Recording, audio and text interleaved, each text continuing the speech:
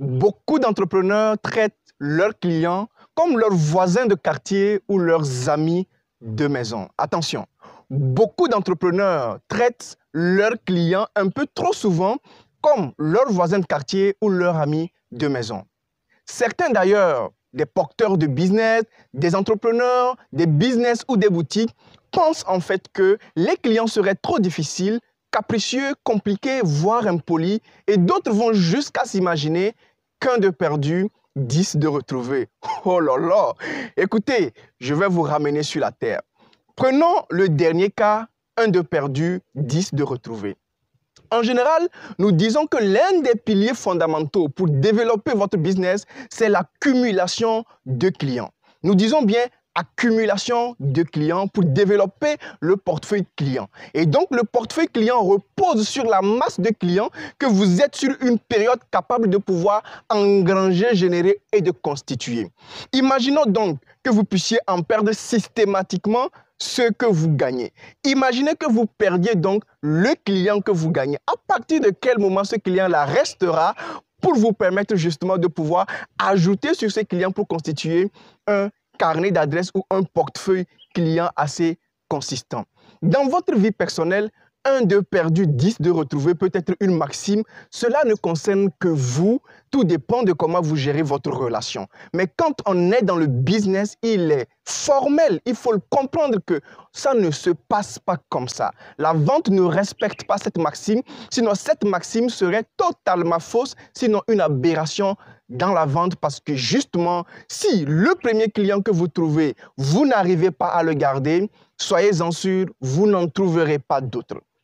Pourquoi? Dans les stratégies de croissance commerciale d'entreprise, nous disons qu'un client qui est satisfait vous fera revenir tout son quartier.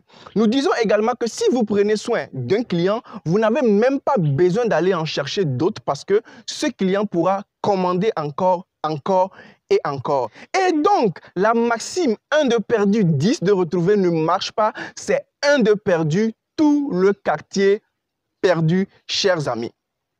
Passons donc au deuxième élément.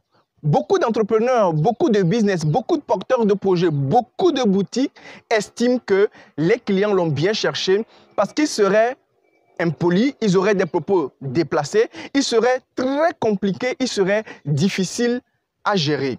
Et oui, c'est vrai, c'est le ressentiment que vous avez quand vous ne maîtrisez pas les outils. Mais qui vous avait dit que vous pouviez, au-delà de votre business, gérer les clients sans formation ou sans outils? C'est une aberration. Toutes les fois où, entrepreneur, vous sentez que la gestion des clients vous échappe, comprenez simplement que cela est un indice pour vous faire comprendre que vous manquez d'outils, que vous n'auriez pas sûrement suffisamment travaillé sur le pôle de la gestion professionnelle des clients. Eh bien, il faut simplement vous faire former. Parce que dans les codes de gestion de clients, il y a des modules, il y a des curricula, il y a des process, il y a des outils, il y a des méthodologies, il y a des démarches que le professionnel de l'accueil client ou l'entrepreneur ou le porteur du business doit pouvoir maîtriser. Et donc, si vous ne maîtrisez pas ces codes, ne vous plaignez pas parce que toutes les fois où vous vous plaindrez, on comprendra donc que vous n'avez pas suffisamment fait vos exercices de maison. Et donc, pour couper court, pour résoudre à ce problème de difficulté des entrepreneurs qui ne sauraient pas prendre en charge efficacement leurs clients, parce que comme nous disons, le développement commercial ne repose justement que sur l'accumulation de clients satisfaits. Et vous devez savoir que dans le processus de conversion, lorsque le client ou le prospect est converti en client, il faut remplir très bien la prestation de service de sorte à le fidéliser. Et nous disons que c'est par la fidélisation que l'entreprise arrive à générer son chiffre d'affaires annuel. Comprenez bien, c'est par la fidélisation que l'entreprise arrive à générer son chiffre d'affaires annuel. Parce que si vous vendez un produit à un client, c'est un produit vendu. Cela vous fait une entrée directe. Par contre, si vous êtes capable de faire consommer 12 fois le même produit à ce même client, ça vous fera un chiffre d'affaires continuel mois après mois et donc un chiffre d'affaires assez consistant sur l'année. Et vous devez embarquer ce client dans une consommation perpétuelle de sorte à ce qu'il vous revienne mois après mois, année après année. Et donc, pour permettre aux entrepreneurs d'avoir désormais les outils pour pouvoir opérer le levier de croissance de leur branche commerciale, nous avons tourné une vidéo, une formation sur la gestion professionnelle de l'accueil client.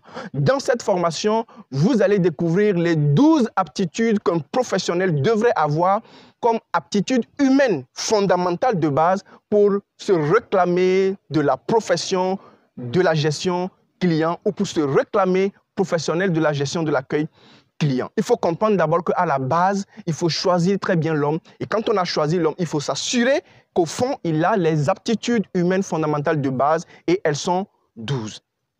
Ensuite, vous apprendrez dans cette vidéo d'1h30 le cercle vicieux des 8 étapes qu'un professionnel doit maîtriser pour apporter la prestation au client après l'avoir suffisamment bien accueilli. Vous apprendrez toute la démarche en 8 étapes de toute la méthodologie du process pour accueillir professionnellement le client. Et là, vraiment, je dis professionnellement, et servir le client de sorte à ce qu'il puisse revenir autant de fois que vous aurez programmé. Enfin, vous allez apprendre ce que nous appelons les inconditionnels quand vient le moment des réclamations, quand viennent les moments où il y a litige à fond avec le client, où vous tombez sur des clients qui sont littéralement difficiles. Comment pouvoir de manière professionnelle gérer ces situations? Comme je dis, si cette situation vous échappe, c'est simplement parce que vous n'avez pas été formé, c'est simplement parce que dans la configuration de votre projet, vous n'avez pensé qu'au projet, qu'à votre équipe, sans penser justement aux modules fonctionnels opérationnels qui permettraient justement d'optimiser votre gestion de l'accueil client. Et cette formation est une formation inédite d'1h30 qui vous donnera tous les outils, ma foi, pour vous permettre désormais de pouvoir être un expert des relations humaines. Au-delà des professionnels de l'accueil client, quel que soit le secteur d'activité, quelle que soit l'organisation, quelle que soit la taille de votre business, comprenez que cette formation est un grand bonus pour l'homme, est une valeur sûre parce qu'en général, en société, nous avons des difficultés justement parce que nous ne maîtrisons pas les mécanismes pour optimiser notre relationnel avec les humains. Et dans la première partie de cette formation, les 12 aptitudes dont nous avons parlé pour être un professionnel de la gestion de l'accueil client, toute personne humaine dans sa relation amicale, amoureuse et professionnelle va trouver les outils, les attitudes, les stratégies pour réussir à amener son entourage à faire ce qu'on veut. En général, on a du mal à amener les gens à faire ce que nous voulons. Nous avons énormément du mal à nous faire aimer, nous avons du mal à plaire aux gens, nous avons du mal à obtenir des gens ce que nous souhaitons, nous avons du mal à pouvoir convaincre les gens, nous avons du mal à nous faire simplement apprécier et à obtenir nos résultats. Cette formation, permettra à toutes les personnes dans leurs relations amicales, amoureuses et professionnelles, littéralement d'être irrésistibles en appliquant les techniques que je démontre dans cette formation de 1h30 qui vous permettra de pouvoir résoudre, et là vraiment résoudre de manière totale vos challenges et problématiques de relations humaines. Je n'en dirai pas plus. Je vous laisse suivre un tout petit extrait et on se retrouve après l'extrait sur le lien en savoir plus. Je suis Hospicecom, consultant togolais en développement commercial et j'accompagne les entreprises à développer leur branche commerciale, à pouvoir optimiser leurs ressources, former, coacher, organiser dans le but de pouvoir passer à une croissance commerciale et financière.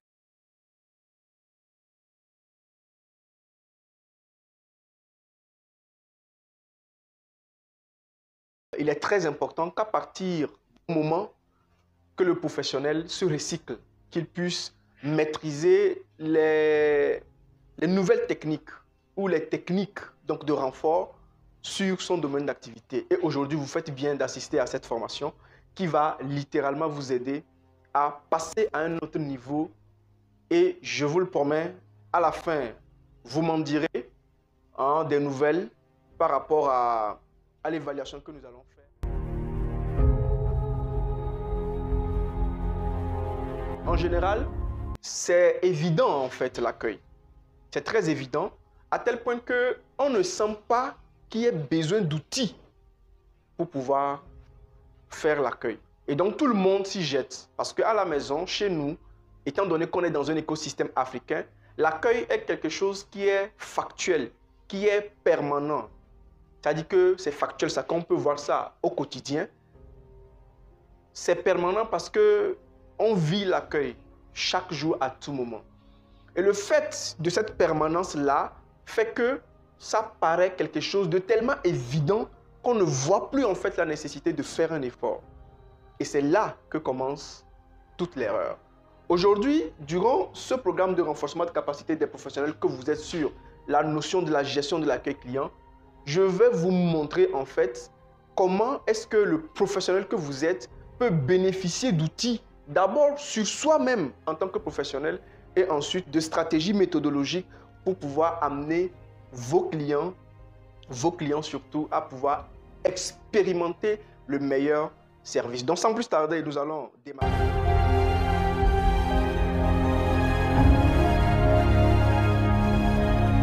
Le plan de mon contenu, c'est deux parties essentiellement.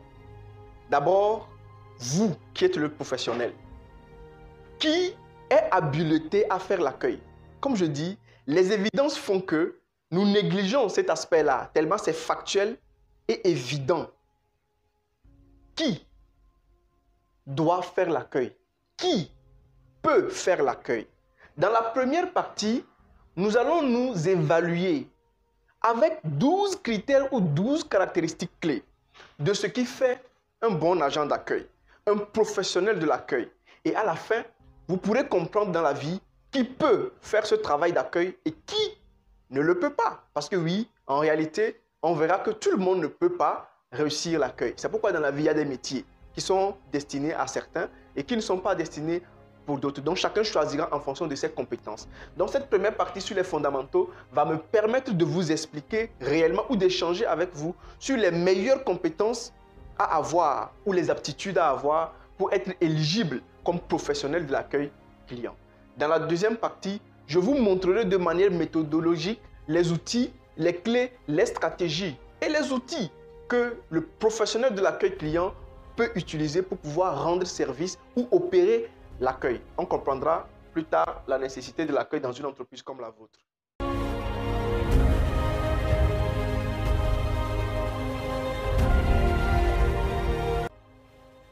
C'est une question profonde à se poser.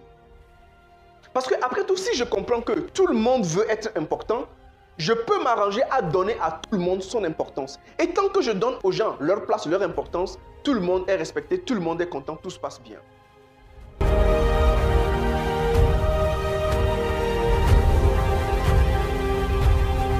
Vous devez savoir donner la première bonne impression. Quand le client va rentrer, quand quelqu'un va vous rencontrer pour la première fois. Et vous voyez que les points sont complémentaires. Quand on fait une bonne première impression, il faut savoir se connecter aux gens après.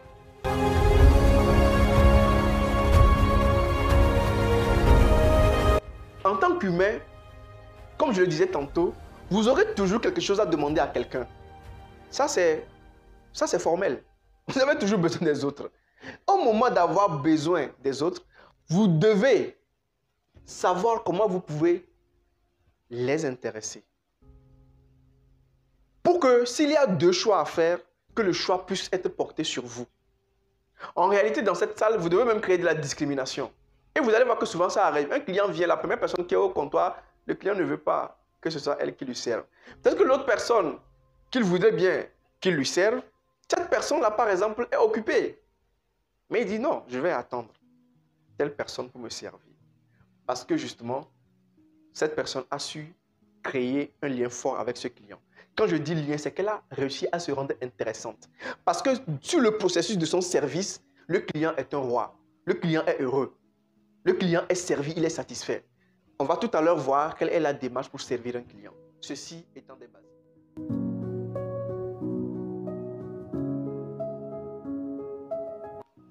La plupart du temps, là où ça devient difficile, c'est quand il y a un petit problème.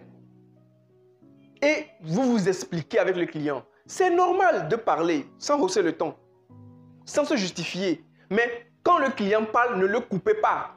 C'est un affront. Il vous apporte de l'argent. Quand vous lui coupez la parole, ça c'est de l'impolitesse. Même s'il est plus petit que vous. Tant qu'il a l'argent, il vous apporte l'argent, c'est lui l'aîné, c'est lui le boss. C'est sans appel quand on est un professionnel. On ne coupe pas son client. Laissez-le s'expliquer, s'exprimer. Si vous pensez que cela vous retarde, jouez un jeu. Affectez-le à un autre ami que vous savez qu'il peut le gérer si cela vous dépasse. Cela aussi arrive. Quelquefois, c'est arrivé à un niveau où le client il ne veut pas comprendre. Ne forcez pas. Dites-lui que vous allez confier à votre ami qui a plus de compétences pour pouvoir régler rapidement son souci. On y va.